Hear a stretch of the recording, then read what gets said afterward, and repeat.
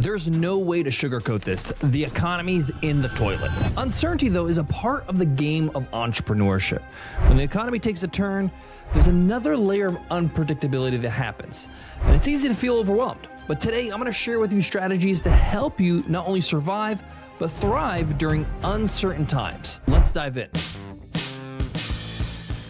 Did you know that during the 2008 financial crisis, more businesses were started than any other time in modern history? Yep, lots of money was made because of the crisis. And this is nothing new. This happens all the time. After World War II, Japan had an incredible boom of economy because they basically capitalized on the fact that there's opportunity here. Honda started by picking up spare parts after being absolutely obliterated by the atomic bomb. Sony became a radio repair shop that operated out of a bombed out department store. Now, we're not going through anything near as horrible as that, but the economy is tough right now. And you need to know how to navigate it in your business so that you can make it at the other end and be one of the winners through this crisis. Today, we're going to explore how to adapt, how to stay flexible, how to position your business for success. So when the economy does uptick and turn for the better, you are ready to win. Let's start with step number one. So important, and that's focus on cash flow. A lot of people, when they hear the word cash flow, they're not really sure what it means. Well, all it means is that you have enough cash on hand to be able to make some decisions, to have options. You have cash coming in regularly, whether it's daily or weekly. You're not just waiting for one big lump sum every quarter or from one client or whatever it might be. Your ability to manage money coming in and out of your business can really determine whether you're ready to weather the storm. So if your cash flow is weak, this is the time to straighten it out. That's why I highly recommend, whether you're starting a business or you're in a current business, to inject some reoccurring revenue, if not all reoccurring revenue, in your business. Most of my successful businesses have all been based on reoccurring revenue. I had a software company called Webinar Ninja that got acquired, reoccurring revenue. My business right now, the $100 MBA, this podcast, our sponsorship, reoccurring revenue. Our program, reoccurring revenue. The point here is that you want to make sure you have reliable cash flow on hand.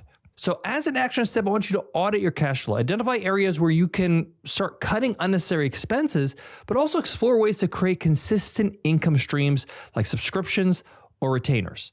Step two, reassess your customers' needs. This is a step a lot of people just skip altogether when things start getting tough in the economy. In a shifting economy, your customers' priorities and pain points, they're going to change, right? Staying in tune with their needs and ensuring that you remain relevant in their eyes so they're like, yep, this company's valuable. I can't cancel them. I can't stop paying them. I can't stop using them because they're still addressing my needs because they adapted. We noticed that during economic downturns, customers value tools that save them time and help them cut costs. So when the economy is bad, they're looking for ways to save time so they can spend time doing other things to make money or something that's going to save them money. So we highlighted those benefits in our marketing when we were selling Webinar Ninja, our software. We showed them how much money they're saving compared to cobbling all these other tools versus using ours. So as an action step, survey your customers, email them, talk to them on the phone, reach out to your customers, engage with them directly, and understand right now during this time, what's their biggest challenge, right? Adjust your offering, adjust what you're giving them to align with their current needs right now. Let's keep it moving. Let's go to step three, build a financial cushion. I'm a big believer in having a cash safety net in the bank. Having that safety net gives you breathing room. It makes you able to have the ability to have strategic decisions, to make strategic decisions that are smart instead of decisions out of desperation, okay? It allows you also to invest in opportunities that come about, like an acquisition, buying a smaller company to help your company, or buying a new tool, or making a hire, or buying new equipment for your business, whatever it might be. The point here is that when you have cash on hand and you have a financial cushion, you have power.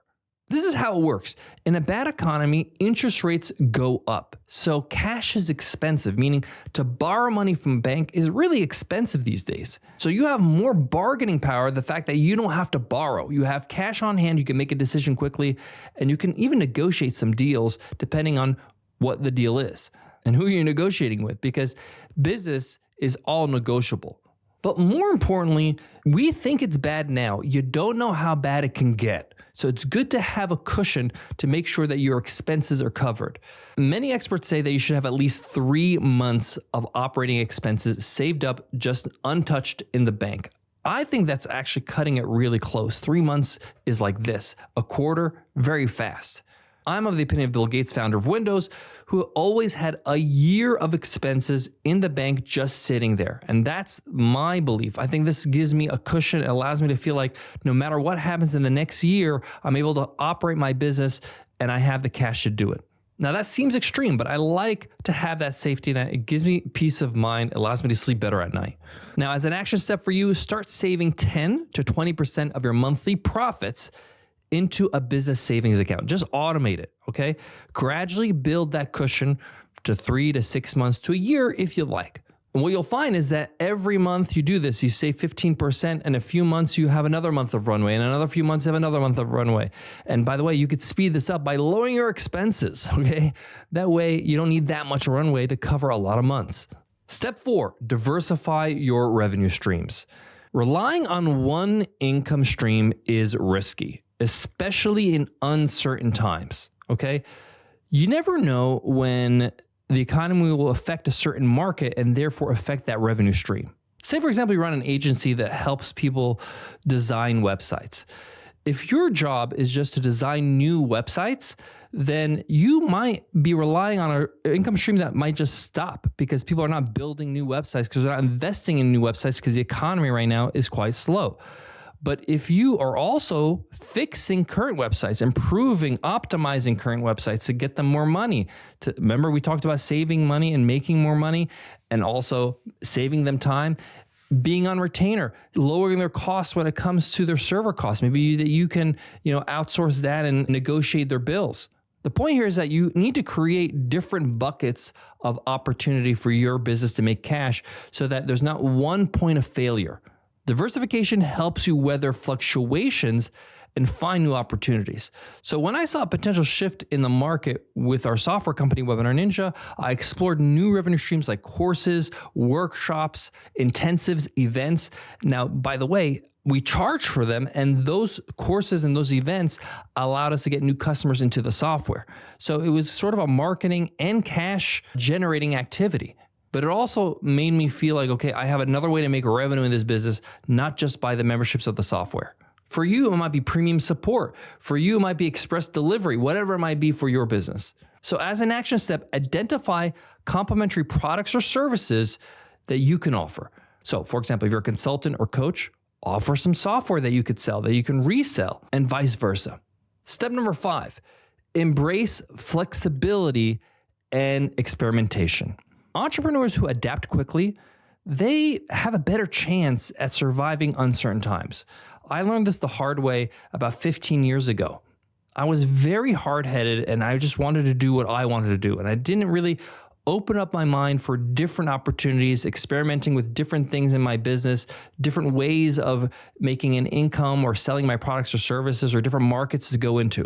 For example, during COVID-19, many businesses pivoted to online models. They started pivoting to virtual experiences, started pivoting to finding other ways to be successful in their business. They were forced to, right? But if they were smart, they would continue to do that even after the pandemic. So they have, a diversification of revenue. I want to make this clear because this is going to be your action step. I want you to analyze your business and take a look at all the activity you do to bring in business, to make money, to get customers. What are the things that are actually really working well? Don't stop doing that. Put your foot on the gas on that, okay? Double down on that. But start experimenting with one new idea every quarter or so, every few months. Figure out a new strategy for marketing, or the way to sell, or a new product offering, or a pricing model. Treat it as an experiment. Treat it as a way to learn from the results you're getting, okay? It doesn't have to be earth-shattering. It can just be one small part of your business. Continue to do what's working, but start using some new strategies and test things out. Business doesn't like stagnation. It likes fluidity. It likes things that are moving, that are changing, that are improving, right? So don't be afraid to try a few new things every few months. We're down to our last two steps. Step 6, double down on relationships. During uncertain times, it's even more important to build strong relationships that can help you open doors to new collaborations, to new partnerships, to new ways of making revenue, okay? You need to go to every event possible that you can afford. You need to go to every conference, every meetup, any way that you can meet new people or reinvest and continue to double down on the relationships you already have. People are more likely to help those they trust. This is what I've learned through example. You're going to get introductions because they know you, because they just saw you, because they just spoke to you, right? You're top of mind. I leaned heavily on my network during my challenging periods. I asked for favors. I asked for introductions. I asked for if you want to partner up and help each other out. I vividly remember about 5 or 6 years ago, my buddy Jordan Harbinger, who runs the Jordan Harbinger Show, another podcast, we were both kind of in a situation where we wanted to grow our shows. Things were getting really stagnant. So we partnered up. Hey, how about I promote your show, you promote my show? And we did that, and it really helped us get out of funk and start getting new subscribers. So as an action step, reach out to your key connections. Write down who are the top 10, 20, 30 people in your industry that you don't know or already know and want to reinvest in that relationship, okay? Get in touch with them. Have a lunch. Get on a call, right? Just call them up. Hey, what's going on? I just wanted to check up on you. How you doing? Everything good? What's up with your business? What's the latest launch? Your latest, product? This is what we're working on. Is there any way I could support you? And don't worry, they will reciprocate in kind soon enough. Just offer value where you can and let them know that you're open to collaboration. That's it. That's all you got to do. Step number 7, invest in yourself and your team. Uncertain times are a great time for you to sharpen your abilities, your skills, your ability to do better at what you do. This is the time where you start investing in courses, attending workshops, right? If business is slow, focus on those things, right? Improve your leadership and marketing skills. These things will pay off, right? And when things start to rebound, you'll be able to leverage those skills and start flying. So, as an action step, set aside a time and budget for some professional development. You need to improve. Every person who's in any career invests in improvement, in professional development, right? Their company usually pays for it. Now it's time for you to pay for it, right? Because you are the company, right? Whether it's reading a book or taking an online course or going to a summit or an event or some sort of team training, this is the time to skill up and invest. So to wrap this up, uncertain times can be challenging, no doubt, right? But there's also a lot of opportunity. There's an opportunity to adapt, to innovate, to strengthen your business, to focus on cash flow, to stay in tune with your customers' needs and build a better solution, build a financial cushion from all that revenue you're going to be making, right? Diversify your revenue streams, embrace the flexibility of that uncertain time and say, hey, let me try some new stuff, right? Most importantly, use this time to invest in yourself like you're doing right now by listening to this podcast or watching this podcast, right? Invest in your team as well. It's one of the best moves you can make during this time. Thanks for tuning into the $100 MBA Show. Remember, bumps along the way in the journey of entrepreneurship is expected. This is just part of the journey. You're going to go through this, and it's a rite of passage. It's on the map of success. You have to go through it. There's no way around it. There's no detour, okay? And don't worry about it. If you have the right mindset and the strategies that we talked about today, you're going to come out stronger on the other side. I know I've gone through a bunch of those downturns in my career, and I am so glad I went through them because it allowed me to become a better entrepreneur. I can now easily navigate a tough time because been there, done that, seen this episode before. I'm Omar Zenhom, and I'll see you in the next lesson here on the $100 MBA Show. Don't forget to hit subscribe or follow on your favorite podcast app or YouTube so you get our next episode automatically. I'll see you on that next episode.